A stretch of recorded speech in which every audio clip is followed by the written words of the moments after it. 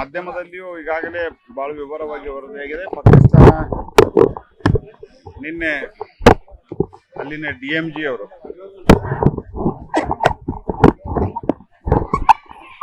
Phone ಮಾಡಿ ಕದನ ವಿರಾಮಕ್ಕೆ ವಿನಂತಿಯನ್ನು ಮಾಡಿ ಆನಂತರ ಉಲ್ಲಂಘನೆ ಮಾಡಿದ್ದಾರೆ ಅಂತ.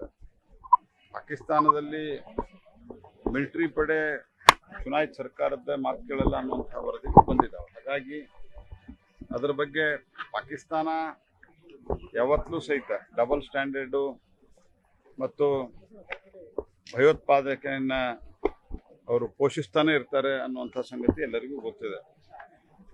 ಹಾಗಾಗಿ ನಮ್ಮ ಪಡೆಗಳಿಗೆ, ನಮ್ಮ ಸರ್ಕಾರ ಮತ್ತು ನಮ್ಮ ಡಿಫೆನ್ಸ್ ಫೋರ್ಸ್ಗಳಿಗೆ, ಡಿಫೆನ್ಸ್ ಚೀಫ್ಗಳಿಗೆ ಮುಕ್ತವಾದಂಥ ಅವರನ್ನ ತಹಬಂದಿಗೆ ತರಲಿಕ್ಕೆ ಮತ್ತು ಅವರಿಗೆ ಏನು ತಕ್ಕ ಶಾಸ್ತಿಯನ್ನು ಮಾಡಲಿಬೇಕು, ಪಾಠವನ್ನು ಕಲಿಸ್ಬೇಕು, ಆ ಪಾಠವನ್ನು ಕಲಿಸ್ಲಿಕ್ಕೆ ಅತ್ಯಂತ ಮುಕ್ತವಾದಂಥ ಸ್ವಾತಂತ್ರ್ಯವನ್ನು ಮೊದಲನೇ ಬಾರಿಗೆ ಕೊಟ್ಟಿದ್ರು ಅನ್ನುವಂಥದ್ದು ಅಭಿಪ್ರಾಯಗಳು ಮಾಧ್ಯಮದಲ್ಲಿ ನಿಮ್ಮ ಚಾನೆಲ್ಗಳಿಗೆ ಬಂದಿದ್ದಾವೆ.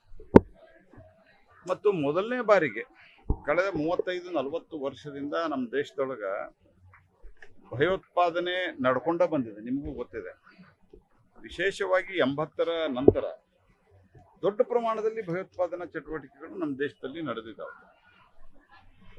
ಈಗೇನು ಮೊನ್ನೆ ಪಹಲ್ಗಾಮದ್ ನಡೀತು, ಅದಕ್ಕಿಂತ ಭಾರಿ ದೊಡ್ಡ ಪ್ರಮಾಣದಲ್ಲಿ ಸಾವು ನೋವು, ಆಸ್ತಿ ಪಾಸ್ತಿಗೆ ಹಾನಿ ಇವೆಲ್ಲವೂ ಸಂಭವಿಸಿದ್ದಾವೆ.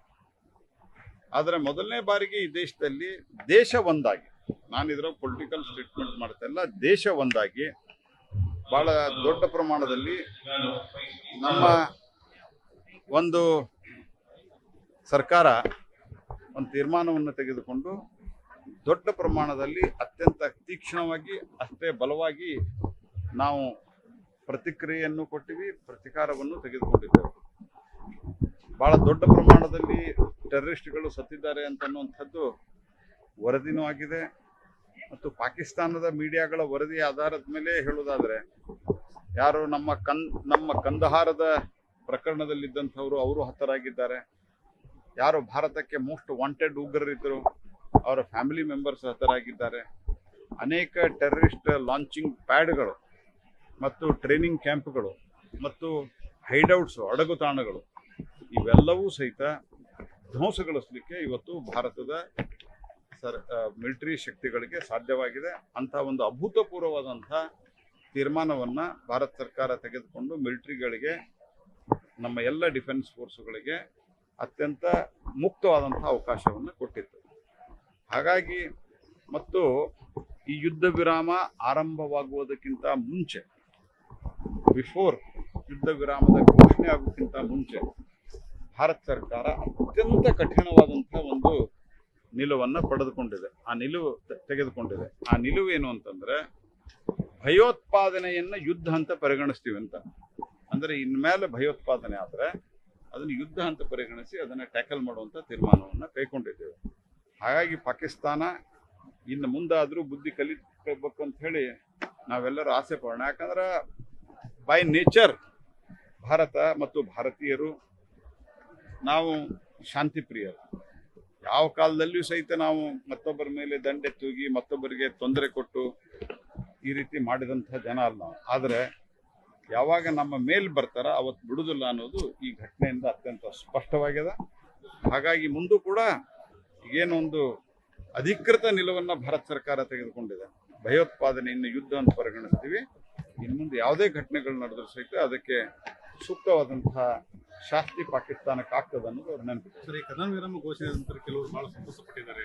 UPA ನಾಯಕರು, ಕೆಲವು ನಾಯಕರು ಖುಷಿ ಪಟ್ಟಿದ್ದಾರೆ. ನೋಡ್ರಿ, ಈಗ ಅವ್ರು ಯಾಕೆ ಖುಷಿ ಪಟ್ಟಿದ್ದಾರೆ, ಕೆಲವರು ಟೀಕೆ ಮಾಡಿದ್ದಾರೆ, ಅದ್ರ ಬಗ್ಗೆ ನಾನು ಏನು ಹೇಳಕ್ ಹೋಗಲ್ಲ.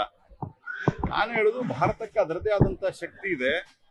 ಮತ್ತು ಯಾವ ಕಾಲದಲ್ಲಿಯೂ ಸಹಿತ ಇದಕ್ಕಿಂತ, ನಾನು ಆರಂಭದಲ್ಲಿ ಹೇಳಿದಂತೆ, ಇದಕ್ಕಿಂತ ದೊಡ್ಡ ಪ್ರಮಾಣದ ಭಯೋತ್ಪಾದನಾ ಚಟುವಟಿಕೆಗಳು ನಡೆದಾಗೂ ಸಹಿತ ನಾವು ಬಹಳ ಸೌಮ್ಯವಾಗಿಯೇ ಪ್ರತಿಕ್ರಿಯೆ ವ್ಯಕ್ತಪಡಿಸ್ತಾ ಇದ್ದೀವಿ. ಆದರೆ ಈ ಬಾರಿ ಸುಮಾರು ಮೊದಲನೇ ದಿವಸನೇ 9ಕ್ಕಿಂತ ಹೆಚ್ಚು ಪ್ರಮುಖ ಲಾಂಚಿಂಗ್ ಪ್ಯಾಡ್ಗಳ ಮೇಲೆ ನಮ್ಮ ಸೈನಿಕರು ಅಟ್ಯಾಕ್ ಮಾಡಿದ್ದಾರೆ. ಮತ್ತು ಎಲ್ಲಿಂದ ಅವರು ಅಡಗುತಾಣಗಳಿದ್ದು ಅಡಗುತಾಣಗಳು ಹೀಗಾಗಿ ಅನೇಕ ಟೆರರಿಸ್ಟ್ಗಳೇ ಬಹಳ ದೊಡ್ಡ ಪ್ರಮಾಣದಲ್ಲಿ ಸತ್ತೋಗಿದ್ದಾರೆ. ಹಾಗಾಗಿ ನಾನು ಸಂತಸ ಪಡೋರ ಬಗ್ಗೆ ಹೇಳೋದಿಲ್ಲ, ಟೀಕೆ ಮಾಡೋರ ಬಗ್ಗೆ ಹೇಳೋದಿಲ್ಲ. ನಾ ಹೇಳೋದು ಅನೇಕ ರೀತಿ ದೇಶ ನಡೆಸೋರಿಗೆ ಪ್ರಧಾನಮಂತ್ರಿ ನರೇಂದ್ರ ಮೋದಿ ಅವರು ಬಂದ ನಂತರವೇ ದೇಶದಲ್ಲಿ ಈ ಪ್ರಮಾಣದಲ್ಲಿ ಮೊದಲೇನು ದೇಶದ ಎಲ್ಲಿ ಬೇಕಾದಲ್ಲಿ ಭಯೋತ್ಪಾದನೆ ಚಟುವಟಿಕೆ ನಡೀತಾ ಇದ್ದು ಅದು ನಿಂತು ಹೋಗಿ ಬಾರ್ಡರ್ಗೆ ಸೀಮಿತ ಆಗಿದೆ. ಅದನ್ನು ಸಹಿತ ಗಂಭೀರವಾಗಿ ಪರಿಗಣಿಸಿ ನಾವು ಕ್ರಮ ತೆಗೆದುಕೊಂಡಿದ್ದೇವೆ. ಹಾಗಾಗಿ ಸ್ಟ್ರಾಟಜಿ ಇರ್ತಾವ, ಭಾರತ ಸರ್ಕಾರಕ್ಕೂ ಭಾರತದ ಮಿಲಿಟರಿ ಪಡೆಗಳಿಗೂ ಅದರದ್ದೇ ಆದಂಥ ಸ್ಟ್ರಾಟಜಿ ಇರ್ತಾವ. ವಿದೇಶಾಂಗ ವ್ಯವಹಾರಗಳಲ್ಲಿ ಡಿಪ್ಲೊಮ್ಯಾಟಿಕ್ ವ್ಯವಸ್ಥೆಯಲ್ಲಿ ಅದರದ್ದೇ ಆದಂಥ ಸ್ಟ್ರಾಟಜಿ ಇರ್ತಾವೆ. ಭಾರತ ಸರ್ಕಾರ ಮತ್ತು ಮಿಲಿಟರಿ ಡಿಫೆನ್ಸ್ ಫೋರ್ಸ್ಗಳೊಂದಿಗೆ ಸಂಪೂರ್ಣವಾಗಿ ಚರ್ಚೆ ಮಾಡಿ ತೀರ್ಮಾನ ತೆಗೆದುಕೊಂಡಿದೆ. ಮುಂದಿನ ದಿವಸಗಳಲ್ಲಿ ಇದಕ್ಕೆ ವಿವರವಾದಂಥ ಎಲ್ಲ ವಿಷಯವನ್ನು ವಿದೇಶಾಂಗ ವಕ್ತಾರರು ಮಿಲಿಟರಿ ವಕ್ತಾರರು ಡೊನಾಲ್ಡ್ ಟ್ರಂಪ್ ಅವರು ಮಧ್ಯಸ್ಥಿಕೆಯನ್ನು ವಹಿಸಬಹುದು ಸಹಮತ ನೋಡ್ರಿ. ಅದ್ರ ಬಗ್ಗೆ ಮೊದಲನೇದಾಗಿ ಭಾರತ ಮತ್ತು ಪಾಕಿಸ್ತಾನದ DGM ಅವರು ನೇರವಾಗಿ ಭಾರತಕ್ಕೆ ಮಾತಾಡಿದ್ದಾರೆ ಅನ್ನೋದು ಎಲ್ಲ ಕಡೆ ವರದಿ ಬಂದಿದೆ. ಮುಂದಿನ ವಿಷಯವನ್ನ ಸಂಬಂಧಿಸಿದಂಥವರು ಅವರು ತಿಳಿಸ್ತಾರೆ. ಇದ್ರ ಬಗ್ಗೆ ಯಾರು ವಿದೇಶದವರು ಭಾಗವಹಿಸ್ತಾರ ಇಲ್ಲ, ಇದ್ರ ಬಗ್ಗೆ ನಂದು ಪ್ರತಿಕ್ರಿಯೆ ನಾನು ಕೊಡ್ಲಿಕ್ಕೆ ಇದು ನಂದು ಕೆಲಸ ಅಲ್ಲ. ವಿದೇಶಾಂಗ ಮಂತ್ರಾಲಯ ಮತ್ತು ಮಿಲಿಟರಿ ಡಿಫೆನ್ಸ್ ಫೋರ್ಸ್ಗಳು ಕೊಡ್ತಾರೆ.